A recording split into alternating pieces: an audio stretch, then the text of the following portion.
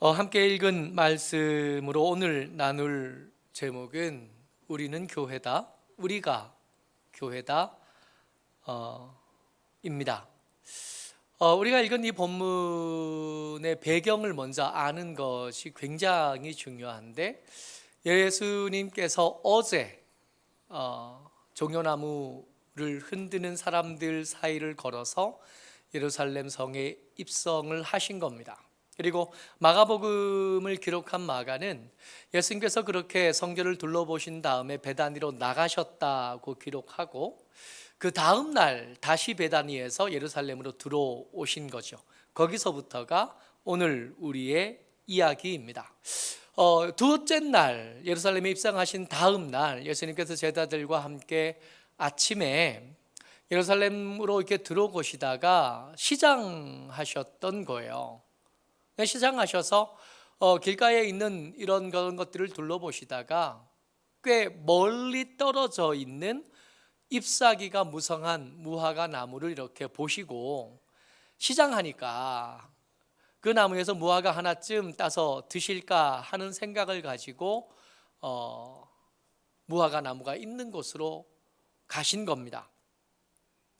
13절에 보면 멀리서라고 분명히 기록을 했어요. 그러니까 원래 가려던 길에서 벗어난 거죠. 그리고 꽤 한동안 걸어서 그 무화과 나무에 도착을 했는데, 잎이 무성하니까 당연히 무화과도 있을 거다 생각을 하셨는데 없었다는 겁니다. 근데 성경은 뭐라고 기록하냐면 13절 그 말미에 이렇게 여러분들 보시면 이는 무화과의 때가 아님이라 라고 되어 있어요. 그러니까 아직 충분히 무화과가 익어서 그 무화과를 수확할 시기는 아직 아닌 겁니다. 예수님께서 그 무화과를 이렇게 보시면서 뜻하신 바를 이루지 못하신 거죠. 시장하셨는데 그래서 무화과 몇 개라도 얻어서 자실 생각이 있으셨는데 그 무화과가 없었으니까 화가 나셨을까요? 예수님께서 그 무화과 나무를 저주하신 겁니다. 저주하신 말씀이에요. 14절입니다. 같이 읽지요? 시작. 예수께서 나무에게 말씀하여 이르시되 이제부터 영원토록 사람이 내게서 열매를 따먹지 못하리라 하시니 제자들이 이를 듣더라. 이제는 하다가 이제는 나무하고도 대화하시는 예수님이신 거예요. 근데 이 말씀을 이렇게 들으면 우리 내일 이야기를 알잖아요. 오늘 읽은 본문을 아니까 이 무화과 나무는 뿌리째 마르게 될 거거든요. 무화과 나무 입장에서는 억울할 수 있지 않겠나 싶습니다. 아직 내 때가 이르지 않은 거예요. 지금 내게 열매가 없는 것은 특별히 잘못한 일이 아니라 아직 때가 안 됐으니까 좀 더 시간을 더 줘야 마땅하다, 그렇게 말할 수 있지 않겠어요? 예수님께서 무화과 나무에 말을 거셨으니까 무화과 나무도 옛날에 나귀가 입을 열어 말했던 것처럼 무화과 나무도 그 잎사귀를 열어서 말을 한다면 예수님 아직 때가 아닌 겁니다, 그럴 수 있겠다 싶은데 사실은 그게 아니랍니다. 무화과 나무는 잎과 열매를 동시에 키우기 시작한대요. 그러니까 봄이 되면 무화과 꽃이 안 피는 이 나무에서는 잎도 나고 열매도 생기고 둘을 동시에 키워서 같이 이렇게 자라게 하는 게 무화과 나무랍니다. 그러니까 제가 이걸 잘 모르다가 저기 이렇게 우리 교회 옆에 그 상담소 하나 있잖아요. 지금은 그거 새로 지었는데 옛날에 거기에 골목에서 이렇게 크게 큰 무화과 나무가 하나 있었거든요. 봄에 제가 봤어요. 잎이 아직 손가락만 할 때 그 옆에 새끼손가락만한 무화과 열매가 같이 열리는 걸 제가 확인해 봤어요. 아, 맞구나. 같이 키우는 거예요. 충분히 익을 때가 되지는 않았어도 열매가 같이 커갔어야 맞습니다. 그러니까 이 무화과 나무는 잎사귀를 키울 때 잎사귀만 키우는 게 아니라 열매를 같이 키웠어야 했어요. 열매를 키울 힘으로 잎사귀만 키워놓은 겁니다. 겉보기만 좋고 겉보기만 풍성한데 그 알맹이를 열어봤더니 쓸만한 게 하나도 없는 거예요. 무화과 나무 잎으로 할 수 있는 게 뭐가 있죠? 아담과 하와가 부끄러움을 가릴 때 무화과 나무 썼던 거 그 이후로 무화과 나무 잎으로 뭘 했다 하는 증거는 한 번도 없었어요. 잎이 중요한 게 아니라 열매가 중요한데 꽤 키웠어야 될 열매가 그 속에서 하나도 발견되어지지 않은 거예요. 열매를 키울 때 썼어야 될 에너지를 엉뚱한 일에 낭비하다가 갑자기 닥친 때에 당황할 만한 일을 맞은 겁니다. 더 중요한 거 하나요? 여러분, 때를 정하는 게 누굽니까? 아직 우리에게 시간을 더 주셔야 합니다. 예수님, 우리가 할 말 많잖아요.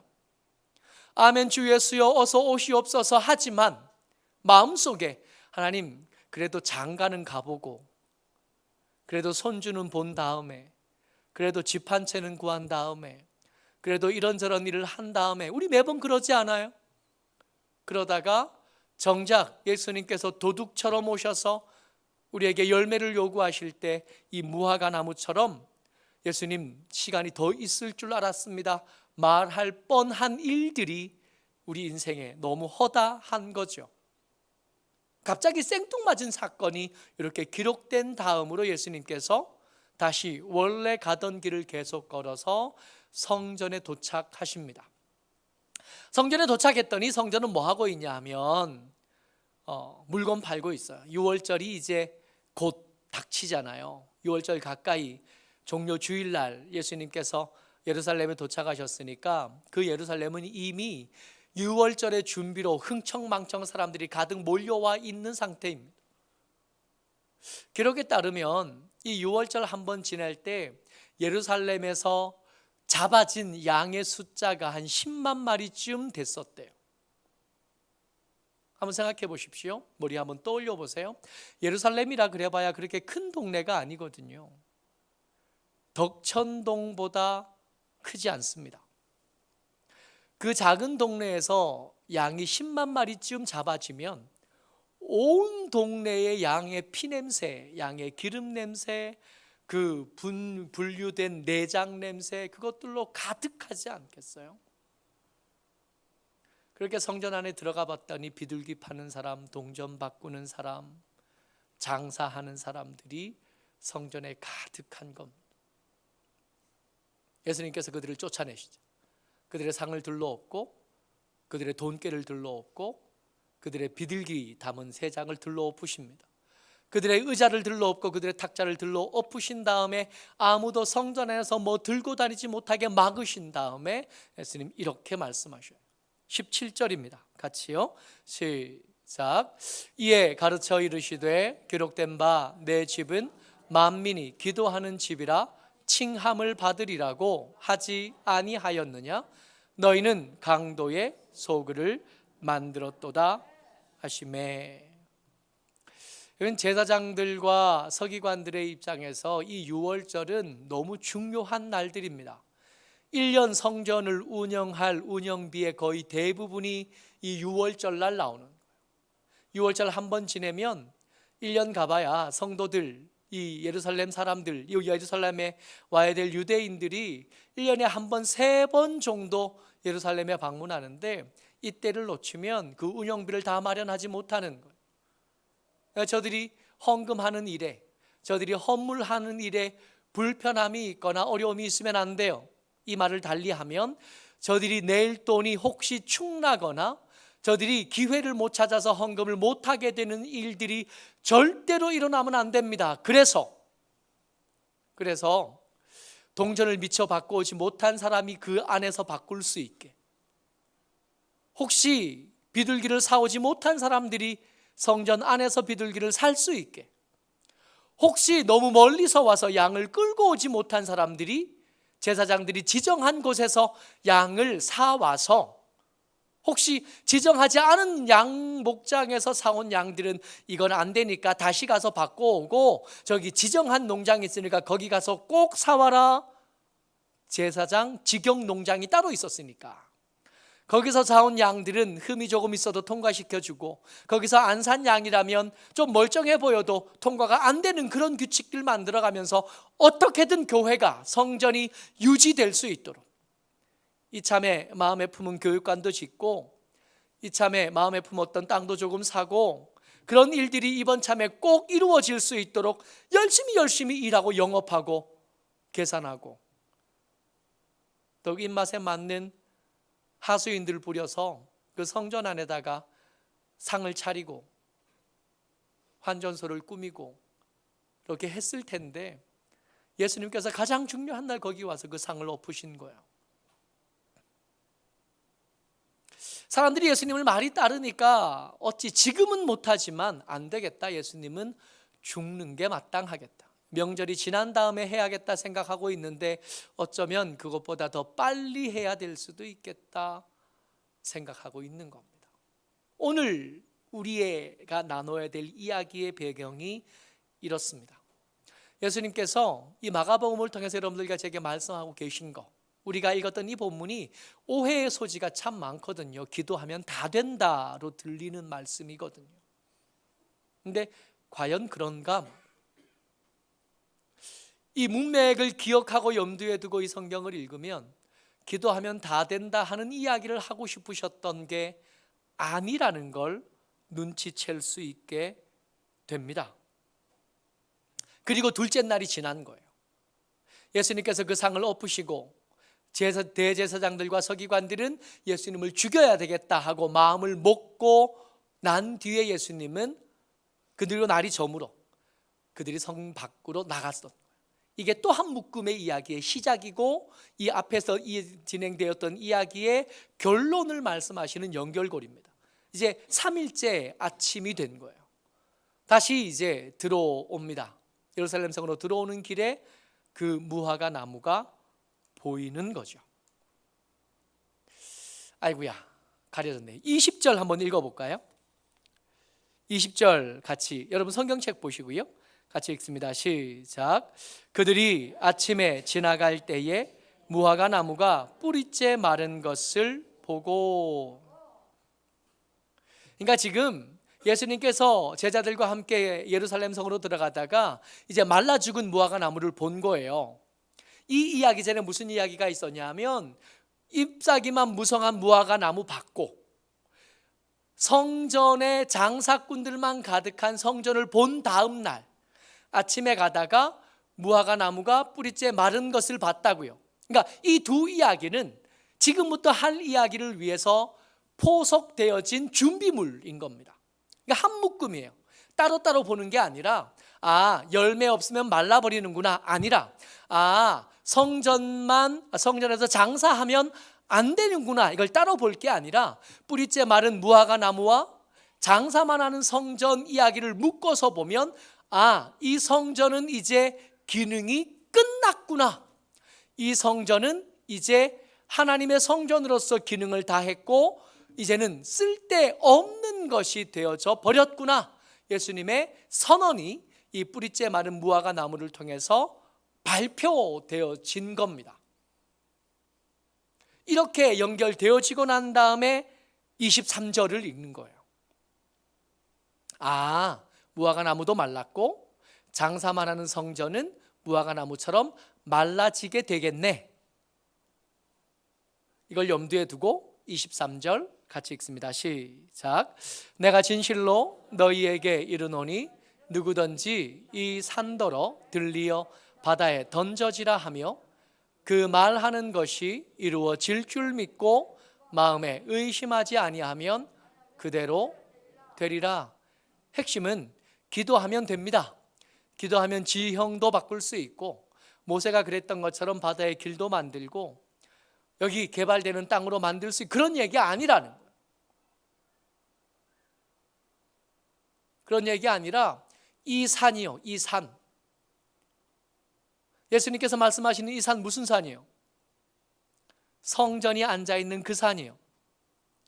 다윗이 자기 궁궐 안에 언약궤를 옮기면서 안치했던 그 산이요. 성전이 세워지면서 하나님을 만나야 했던 그 장소.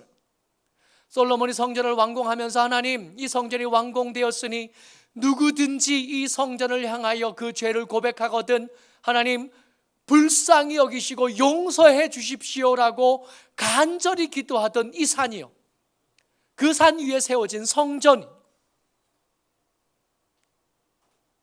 누구든지 이 산이 들려져서 바다에 옮겨지라고 하면 그대로 될 거다라고 하신 말씀은, 이제는 이 산에 있는 성전은 그 쓸모를 다했고, 이 성전에서 너희들은 하나님을 만날 수 없고, 이 성전에서 너희들은 하나님의 긍휼과 용서를 경험할 수 없고, 이 성전에 온다고 해서 주의 긍휼을 더 얻거나 하나님을 만나거나 하지 못한다는 말씀을 하고 계시는, 만약에 이게 정말 지형을 바꾸는 이야기라면, 여러분, 예수님께서 이 말씀하시고 난 다음에 가장 먼저 떠오르는 장면이 로마의 티투스 장군이 여기를 황폐화했던 때 이야기일 텐데, 이건 단순히 그렇지 않다고요.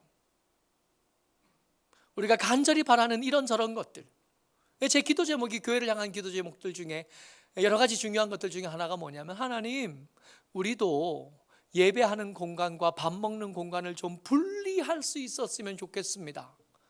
제 기도 제목이거든요. 그러려면 이런저런 조건들 중에 가장 중요한 거 돈 얘기잖아요. 근데 이 돈 얘기하면서 이 말씀 갖다 놓고 기도하면, 그리고 기도한 다음에 이것이 이루어질 줄을 믿으면 그렇게 된다고 그렇게 말하고 싶은데, 이 말씀은 그 말씀이 아니에요. 성전의 기능이 끝났으니까 이제 성전을 대신할 다른 것이 필요해, 이 말씀을 꺼내고 계시는 겁니다. 여러분, 그러고 보니까 하나님은 여러분들과 제게 끊임없이 신상이 없는 믿음에 대해서 요구해 오셨었거든요. 이게 얼마나 한심하고 말이 안 되는 거냐 하면, 여러분 한번 떠올려 보세요. 종교의 형태를 가진 모든 것들을 다 떠올려 보세요. 신이 없는, 신의 형상이 없는 종교가 있나요? 절에 가면 불상, 어딜 가나 그 신을 대신할 만한 뭔가가, 신을 떠올릴 수 있을 만한 뭔가가 항상 신상의 형식으로 어디 가나 하나님 끊임없이 말씀하십니다. 나는 그렇지 않아. 너희는 그렇지 않아. 그런 거 없다. 그런 거 만들어서 나를 오해하게 만드는 그런 일들은 하지 않아야 한다. 끊임없이 말씀해 오셨던 겁니다. 근데 지금 이 대제사장과 서기관들이 성전을 그것 대신 삼은 거예요. 그래서 어떤 목사님들은 말씀하십니다. 교회를 성전이라고 부르는 것에 대해서 조심하라라고 말씀하셔요. 성전은 끝났어요. 우리가 기도하는 자리가 우리에게 굉장히 중요한 자리기는 하나, 그 자리에 온다고 해서 뭔가 영험한 어떤 것들이 생기는 것은 아닙니다. 우리가 모이는 이 장소가 우리에게 굉장히 중요하긴 하나, 이 장소가 우리가 일상을 보내는 다른 장소, 집이나 혹은 직장이나 학교보다 더 영험한 장소이냐? 그렇지 않습니다. 그래서 야외 예배가 가능해요. 그래서 가정 예배가 가능하고, 그래서 직장 예배가 가능하고, 그래서 어디서든지 예배하는 일이 가능한 이유가 그거예요. 그래서 성전을 성전이라고 부르는 것에 대해서 거부감이 있는 거예요. 단순히 예배당이면 충분하다 말씀하시죠. 그러니까 예배당이잖아요. 당, 집당자를 쓰거든요. 예배하는 건물인, 예배하는 장소. 이게 식당이랑 예배당이랑 같은 거예요. 식당에서는 밥 먹고 예배당에서는 예배를 드리는, 학당에서는 공부를 하고 예배당에서는 예배를 드리는. 그러니까 이 공간은 예배당으로 적당하고 충분합니다. 신성시 하실 일도 없고 이것을 특별히 대할 일도 사실은 없습니다. 우리가 예배하는 일에 불편하지 않으면 그것으로 적당하고, 우리가 예배하는 일에 잘 구성되어져 있다면 그것으로 충분한 거죠. 근데 문제는 이거예요. 성전의 역할이 두 가지라고 제가 말씀을 드렸거든요. 한 가지가 뭐냐면 하나님을 만나는 곳이어야 돼요. 두 번째가 하나님의 용서를 얻는 곳이어야 되거든요. 솔로몬이 기도한 것들을 보면 이것을 확인할 수 있습니다.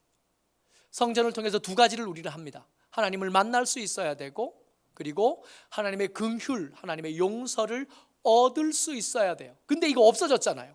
성전, 그 역할을 대신하던 성전이 없어졌어요. 근데 성전이 없어졌다고 해서 하나님을 안 만나도 된다거나, 성전이 없어졌다고 해서 우리가 하나님의 긍휼과 용서 없이 살아도 된다거나 이럴 수는 없잖아요. 성전은 없어졌지만 하나님을 만날 수 있는 통로가 우리에겐 필요하고, 하나님의 용서와 긍휼을 얻을 수 있는 통로가 필요한데, 이걸 어디서 얻을 거냐고요. 예수님께서 성전은 끝났어. 그러면 성전의 역할을 대신할 다른 것들이 필요합니다. 오늘 우리가 읽은 얘기는 기도하면 다 된다가 아니라 성전의 역할을 대신할 다른 게 필요해. 그 다른 게 뭐냐 하면 오늘 우리가 설교의 제목으로 삼았던 우리라는 겁니다. 교회인 여러분들과 우리가 세상에게 하나님을 만날 기회를 제공해 주는 사람, 주의 용서를 경험하게 해줄 통로가 되어줘야 될 교회, 우리가 교회라고 말씀하고 계시는 겁니다. 그러니까 기도를 열심히 하면 됩니다, 그 얘기가 아니라 우리가 교회이어야 합니다. 그래서 예수님께서 그 뒷 이야기 하실 때 너희는 이라는 이야기, 너희는, 지금 이 말을 물었던 베드로와 그 주변의 제자들에게 너희는, 끊임없이 너희를 반복하면서 말씀을 이어가셔요. 24절 같이 읽습니다. 시작. 그러므로 내가 너희에게 말하노니 무엇이든지 기도하고 구하는 것은, 24절 성경책 보고 읽어야겠네요. 같이 읽습니다. 시작. 그러므로 내가 너희에게 말하노니 무엇이든지 기도하고 구하는 것은 받은 줄로 믿으라. 그리하면 너희에게 그대로 되리라. 기도해서 응답을 얻는 사람들을 보면, 저 사람들이 믿는 하나님이라는 분이 진짜 계시는구나 하는 걸 알게 될지 않겠어요? 똑같은 어려움을 당하고 똑같은 환난을 당하는데, 환난을 당하는 사람들의 표정이 각각 다른 겁니다. 어떤 사람은 그 환난을 당하면서도 당당하고 담담하게 그 환난을 당하는 사람도 있는가 하면, 어떤 사람은 세상에 다 끝난 듯이 주저앉아서 그 환난이 몸에 닿기도 전에 벌써 주저앉은 사람들도 있는 거예요. 가만히 생각해 보자고요. 만약에 이 믿음을 보여주는 수단이, 우리가 기도하는 여러 가지 제목들이 있잖아요. 집을 얻는 거, 혹은 돈을 얻는 거, 높은 자리를 얻는 거, 힘을 얻는 거, 만약 이런 것을 통해서 우리가 믿음을 줘야 된다 하고 한다면, 이게 교회는 지금까지 이어지지 않았을 겁니다. 최근에 제가 난주라는 책을 제가 열심히 읽고 한 2번 정도 읽었는데, 이 난주라는 책을 살펴보니까 언제 이야기냐면 조선 말기 때 1800년대쯤 처음 우리나라에서 하나님을 알게 된 사람들이 핍박당한 이야기예요.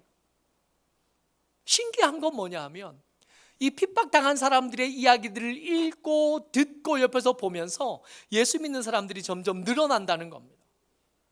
교회가 처음 생겨날 때 교회는 핍박당하는 공동체였고 땅속에 숨어 있어야 될 사람인데, 그 숨어 있는 사람들을 보면서 점점 더 그들이 믿는 하나님에 대해서 매력을 느껴가는 거예요, 사람들이. 근데 아무리 저들을 갖다가 사자굴에 집어넣고 검투사들과 같이 싸우라고 들이밀어도 예수 믿는 사람들이 점점 늘어나는 상황들이 계속 벌어졌던 겁니다. 우리나라에 있던 우리 동족들 중에 믿음의 조상들은 예수 믿는다는 것 때문에 양반의 지위를 뺏기고, 예수 믿는다는 것 때문에 인간으로서의 권리를 박탈당하고, 우리가 역사책에 읽었던 황사영의 백서 사건, 이 황사영, 이 목배임을 받고 죽은 다음에 그 아내였던 정난주가 제주도로 귀양 가서 살았던 이야기를 소설로 썼거든요. 근데 이 난주가 한평생을 다 한 뒤에 제주도에 교회가 생겨요. 평생 노예로 살았거든. 이 성전에서 예수님의 이야기에 초점이 되었던 제사장들과 서기관들은 가진 사람들이었습니다. 더 큰 성전을 가지고 있고, 더 많은 재원을 가지고 있고, 더 큰 영향력을 가진 사람들이었는데 그 산 이제 기능을 다 했다 말씀하시잖아요.